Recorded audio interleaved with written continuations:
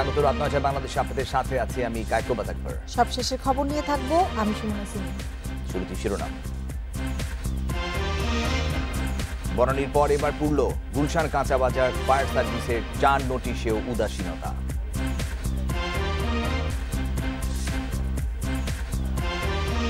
ভোটের জন্য প্রস্তুত 107 উপজেলা, নিরাপত্তায় জোর। 10 এমপিকে এলাকা ছাড়ার নির্দেশ।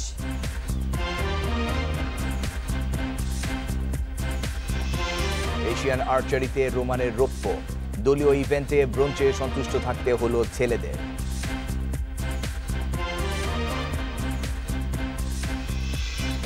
বনানীর আগুনের রেশ না কাটতেই এবার পুরল গুলশান কাঁচা বাজার। ভোর 6:45টার দিকে লাগা আগুন প্রায় 2 ঘন্টার চেষ্টায় নিয়ন্ত্রণে আনে ফায়ার সার্ভিসের 20টি ইউনিট। তদন্তে গঠন করা হয়েছে 5 সদস্যের কমিটি। 2017 সালের 3 জানুয়ারিতে আগুনে পুড়ে যায় ডিএনসিসি মার্কেটের কাঁচা বাজার। 2 বছরের মাথায় আবারও সেখানেই আগুন। এখানকার বেশিরভাগই ক্ষুদ্র ব্যবসায়ী। প্রত্যক্ষদর্শীরা জানায় কাঁচা বাজারের পূর্ব পাশের অংশে আগুনের সূত্রপাত। ভোর রাত্রে আর কি আপনার অগ্নিপাতের ঘটনা ঘটে মার্কেটের পিছন সাইড থেকে। মুহূর্তে আর কি সামনের দিকে সব জায়গায় ছড়ায় যায়। ফায়ার ব্রিগেড যখন আসছে তখন পানি ছিল না। পানি আনতে আনতে মোটামুটি 40-50 মিনিট সময় লেগেছে। এর মধ্যে মোটামুটি পুরো বাজারটাই আর কি লেগে গেছে। আগুনের খবর পেয়েই ছুটে আসেন দোকান মালিক ও কর্মচারীরা, কিন্তু কোনো মালপত্র বের করতে পারেননি তারা। আগুনটা লাগছে লাগিয়ে আমরা বাটি পানি লয়ে গেছি, পানি দিছি, পানি কাজও না। পরে পুরা মার্কেট আগুন লেগে গেছে। আমরা মালও বার করতে পারি না, সব ভিতরে মাল। ওই পাশে মার্কেটের ওই বাইরে ছিল না, ওইখান থেকে খারা খায় শুধু দৃশ্য দেখছি আর চোখের পানি বালাইছি, এছাড়া আমাদের আর কিছু করার ছিল না। ব্যাংক লোন তো আছেই, তারপরে মনে করেন যে নিজেদের ক্যাশপাতি সবকিছু, পার্টিদের টাকা পয়সা আছে, সবকিছু মিলেই অবস্থা প্রচুর খারাপ এখন। আগুনে পুরো মার্কেট কালো ধোঁয়ায় ছেয়ে যায়। এতে উদ্ধার কাজে কর্মীদের কিছুটা বেগ পেতে হয়। তাদের সাথে যোগ দেয় সেনা, নৌ ও বিমান বাহিনীর সদস্যরা। এগিয়ে আসে সাধারণ মানুষও। আমার 20টি ইউনিট এখানে কাজ করছে, নিচে পুরোপুরি কন্ট্রোল। এখন 3 তলায় এখানে আগুন আছে, সেখানে ফায়ার ফাইটিং হচ্ছে। আপনারা দেখেন যে ধোঁয়াগুলো বের হচ্ছে, সাদা ধোঁয়া বেরোচ্ছে। This is the indication of the fire fighting. ঘটনাস্থল পরিদর্শন করে ঢাকা উত্তর সিটির মেয়র আতিকুল ইসলাম দাবি করেন মার্কেটের সুগন্ধি দোকান থেকে আগুনের সূত্রপাত। আমি সেই সুপারিশগুলো আমি দেখে আমি অবশ্যই আমি কি করা সম্ভব সবার সাথে আলাপ আলোচনা করেই আমরা তারপর ডিসিশন নিব। আমরা মার্কেটে যারা আছেন, কারণ ওনাদেরকেও একটা ব্যবসায় পরিবেশ দিতে হবে, ওনারাও আমাদেরকে সাহায্য করতে হবে। কালেকটিভ ওয়েতে আমরা কিছু করতে চাই। আমরা আগুন লাগার কারণ তাৎক্ষণিকভাবে জানাতে পারেনি ফায়ার সার্ভিস। কোনো হতাহতের খবরও আসেনি। Ashik Hossain, Independent News, Dhaka. 2017 এর আগুনের পর নিজ উদ্যোগেই দোকানপাট করেন কাঁচা বাজারের ব্যবসায়ীরা। আমলে নেননি ঝুঁকির কথা জানিয়ে দেয়া 4 বারের নোটিশ। এবার ফায়ার সার্ভিসের সুপারিশ মেনেই স্থাপনা হবে জানিয়েছেন স্থানীয় সরকার মন্ত্রী। ক্ষতিগ্রস্তরা অস্থায়ী দোকান চাইলেও তা নাকচ করেছেন উত্তর ঢাকার মেয়র। ডিএনসিসি মার্কেটের কাঁচা বাজারে ছিল 2 ভাই জাকির ও দেলোয়ার হোসেনের নিত্যপণ্যের দোকান। এ দিয়েই চলত তাদের 11 জনের সংসার। শনিবারের আগুনে তাদের ভবিষ্যৎ এখন অনিশ্চিত। আমার সামনে ভাই পুরা গেছে, কিচ্ছু করতে পারি না। আমার সামনে সবার পরে আমার দোকানের মধ্যে আগুন লাগছে, কিন্তু আমরা কিচ্ছু করতে পারি না। পুরো মার্কেটে এখন পোড়া গন্ধ। ক্ষতিগ্রস্ত ব্যবসায়ীদের আহাজারি।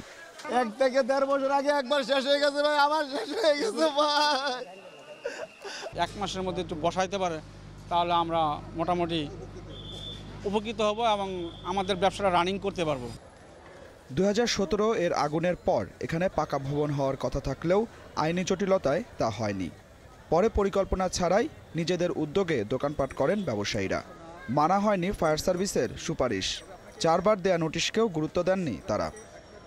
মার্কেট করতে হয়তো 15 থেকে 20 দিন লাগবে। তাহলে মার্কেট যেটা হবে আবার অস্থায়ী মার্কেট, এখানে কি ফায়ার হাইড্রেন্ট থাকবে? এখানে আমার জানার মতো এখানে টোটাল 291টি দোকান।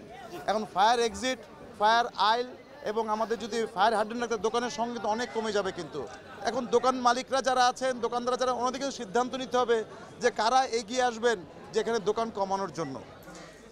এখানকার বেশিরভাগ অবকাঠামোই পরিকল্পনাহীন জানিয়েছেন স্থানীয় সরকার মন্ত্রী। বলছেন শৃঙ্খলা ফেরাতে কোনো ছাড় দেয়া হবে না।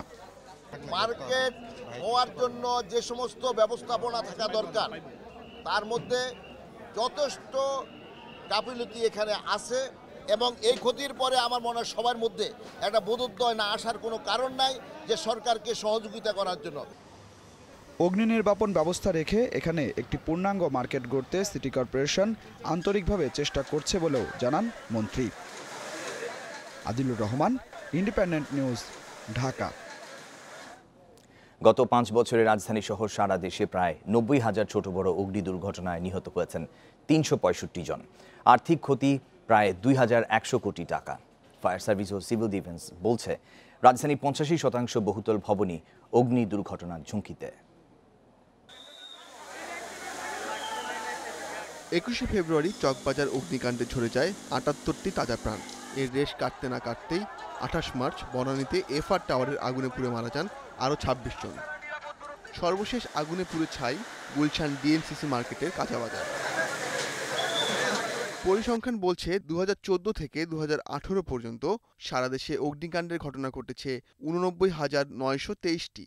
এতে আর্থিক ক্ষতির পরিমাণ প্রায় 2,100 কোটি টাকা। এসব দুর্ঘটনার পর যে তদন্ত কমিটিগুলো হয়েছে তাদের প্রস্তাবনা মানা হয়েছে খুব কম ক্ষেত্রেই। এখনো কিছু শিথিলতা রয়ে গিয়েছে আসলে, কারণ তারাও কিন্তু এই অগ্নি নির্বাপন মহড়া, অগ্নি নির্বাপনের মিনিমাম ব্যবস্থা, একটা এক্সটিংগুইশার রাখা, কিছু পানির রিজার্ভ রাখা, একটা হাইড্রেন্ট রাখা এবং অ্যালার্ম সিস্টেম দেওয়া আসলে রাখতে হবে আসলে। সেটার জন্য কিন্তু কিছু প্রিপারেশনের কিন্তু এখনও কিন্তু সবাইভাবে সবগুলো কিন্তু একই প্রস্তুতি নেয় না। ফায়ার সার্ভিসের এই সাবেক কর্মকর্তা আরও বলেন, রাজধানীর মোট ভবনের মাত্র 15% অগ্নি নির্বাপন ব্যবস্থা রয়েছে। তবে ক্ষয়ক্ষতি কমাতে পূর্ব প্রস্তুতির কোনো বিকল্প দেখছেন না তিনি। মিড 90-র পরে যেগুলো আছে, যেমন কারণ বাজার কিছু বিল্ডিং আছে, মনে করুন তা মহাখালীতে কিছু ভাইরাস বিল্ডিং আছে, বনানীতে কামাল আদাতবে যেগুলো বিল্ডিং আছে, এগুলোর কিন্তু আমি বলবো যে এই ফায়ার ফাইটিং সিস্টেম যেগুলো আছে এগুলো কিন্তু খুবই ঝুঁকিপূর্ণ, এখনো আপ টু নট স্যাটিসফাইড না। অগ্নি নির্বাপন ব্যবস্থা না থাকা ভবনগুলোর বিরুদ্ধে কঠোর হওয়ার ঘোষণা দিয়ে মাঠে নেমেছে সরকার। আগামী 15 দিনের ভিতরে ঢাকার সমস্ত বহুতল ভবন চিহ্নিত করে পরিদর্শন করে কোন ভবনে অগ্নি নির্বাপক ব্যবস্থা নেই, দ্রুত গতিতে নেমে যাওয়ার জন্য সিঁড়ি নেই, পরিকল্পনার বাইরে ইমারত নির্মাণ করা হয়েছে, সেগুলো চিহ্নিত করে আমরা ব্যবস্থা গ্রহণ করব। কেবল বড় কোনো দুর্ঘটনা ঘটলে প্রশাসন সহ সবাই নড়েচড়ে বসে, তবে কিছুদিন পার হলেই থেমে যায় সব তৎপরতা। Ashik Hossain, Independent News, Dhaka. চতুর্থ ধাপের ভোটের জন্য প্রস্তুত 107 উপজেলা। এরই মধ্যে কেন্দ্রে পাঠানো হয়েছে নির্বাচনী সামগ্রী। 45 উপজেলায় মোতায়েন রয়েছে 150 প্লাটুন অতিরিক্ত বিজিবি। অনিয়মের অভিযোগে পুলিশ সুপার ইউএনও ওসি সহ প্রত্যাহার করা হয়েছে 8 কর্মকর্তাকে। এলাকা ছাড়ার নির্দেশ পেয়েছেন 10 জন সংসদ সদস্য। উপজেলা নির্বাচন কার্যালয় থেকে মাইকে দেয়া হচ্ছে ঘোষণা। তার ভিত্তিতে প্রতিটি কেন্দ্রের প্রিজাইডিং কর্মকর্তারা সংগ্রহ করছেন ব্যালট পেপার, বাক্স, সিলসহ বিভিন্ন সামগ্রী। পরে আইন শৃঙ্খলা বাহিনীর সহযোগিতায় সেগুলো নিয়ে যাওয়া হয় কেন্দ্রে। নির্বাচন কর্মকর্তারা বলছেন, সুষ্ঠু ভোট গ্রহণে নেওয়া হয়েছে সব প্রস্তুতি। যারা আইসিটি জ্ঞান সম্পন্ন এরকম শিক্ষকদের মাধ্যমে ভোটার এডুকেশন কার্যক্রম চালিয়েছি 5 দিন। তারপর আমাদের হয়েছে মক ভোটিং এবং ফাইনালি আমাদের ভোট কর্মকর্তারা আজকে মালামাল গ্রহণ করে কালকে তারা ভোট অনুষ্ঠিত করবে। 1006টি কেন্দ্রে মালামাল বিতরণ সকাল 10টার থেকে আমরা শুরু করেছি। প্রিসাইডিং অফিসার সহ আইন শৃঙ্খলা বাহিনীর যে লোকজন তারা উপজেলার চত্বরে এসে মালামাল গ্রহণ শুরু করেছে। সুষ্ঠু ভোটে আইন শৃঙ্খলা বাহিনীর সদস্যদের দেওয়া হয়েছে নির্দেশনা, যে কোনো অনিয়মে ব্যবস্থা নেওয়ার নির্দেশ দেওয়া হয়েছে। থেকে আমরা ওনার যে মালামাল আছে আমাদের যে ভোট কেন্দ্রে যাওয়ার জন্য যা কিছু সামগ্রী আছে, ব্যালট পেপার, এগুলো নিয়ে আমরা ভোট কেন্দ্রে চলে যাব। যেন সবাই মোটিভেটেড হয়ে নির্বাচন কমিশনের যে ম্যান্ডেট, সেই ম্যান্ডেট অনুযায়ী আমরা নির্বাচন নিরপেক্ষ এবং সুষ্ঠুভাবে সম্পন্ন করতে পারি। চতুর্থ ধাপে কক্সবাজার, পটুয়াখালী, ময়মনসিংহ, বাগেরহাট, মুন্সিগঞ্জ ও ফেনী সদরে ভোট নেওয়া হবে ইভিএমে। এই 6 উপজেলার কেন্দ্রে পাঠানো হয়েছে ইলেকট্রনিক ভোটিং যন্ত্র। Mostafizur Rahman, Independent News desk. নোয়াখালীর বেগমগঞ্জে বাসের ধাক্কায় মা মেয়ে সহ মারা গেছেন 4 অটোরিকশার আরোহী। বিকেলে মাইজদি থেকে চৌমুহনী যাচ্ছিল সিএনজি চালিত অটোরিকশাটি। এখলাসপুরে উল্টো দিক থেকে আসা সুগন্ধা পরিবহনের একটি বাস ধাক্কা দেয় অটোরিকশাটিকে। এতে ঘটনাস্থলে মা মেয়ে সহ 3 জনের মৃত্যু হয়। নোয়াখালী জেনারেল হাসপাতালে নেয়ার পর মারা যান আরও একজন।